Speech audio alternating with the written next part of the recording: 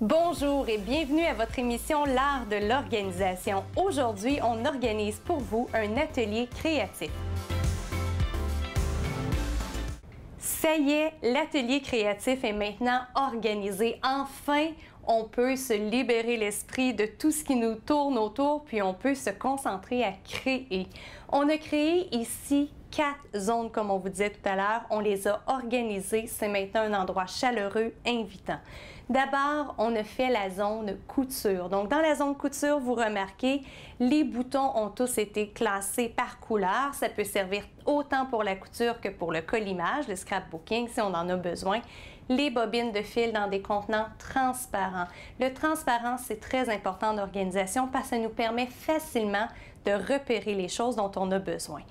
Pour ce qui n'est pas dans un contenant transparent, l'important, c'est d'aller l'identifier.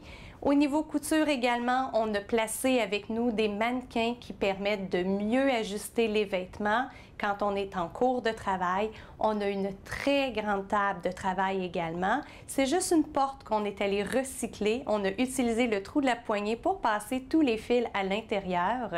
Ça nous a permis donc de dégager une grande surface de travail. Au niveau musique, maintenant, on est allé installer un lutrin qui s'est installé là. On a pu accrocher les cadres également qui allaient avec le thème musique. On a décoré le coin, c'est beaucoup plus invitant pour faire de la musique. Et finalement, au niveau du collimage, on est allé catégoriser. Ça, rappelez-vous, en organisation, c'est vraiment d'aller catégoriser toutes nos choses, on les regroupe ensemble. Si ça se perd dans la boîte, on vient subdiviser. C'est vraiment le truc pour récupérer au niveau de la fonctionnalité. Donc, on catégorise, on subdivise. C'est le truc à retenir.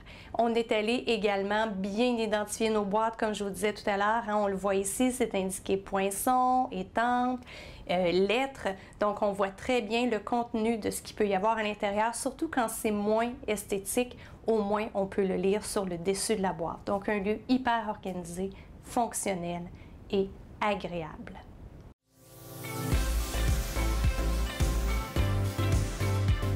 On est rendu à la section trucs d'experts. On en a quelques-uns à vous partager. D'abord, la manière qu'on a installé nos pots de peinture, vous voyez qu'on les voit du haut. À ce moment-là, pour pouvoir mieux repérer nos couleurs, on prend notre pinceau et on va aller faire une petite tache sur le bouchon de notre pot de peinture. De cette façon-ci, c'est beaucoup plus rapide. En un clin d'œil, on retrouve la couleur dont on a besoin. Deuxième truc d'expert que je vous partage, c'est au niveau du bureau. On avait ici un bureau qui a été récupéré, un bureau qui est de dimension parfaite. Par contre, avec le couvercle qui relève, c'était vraiment complexe d'aller récupérer les couleurs dont on avait besoin à l'intérieur, le matériel dont on avait besoin.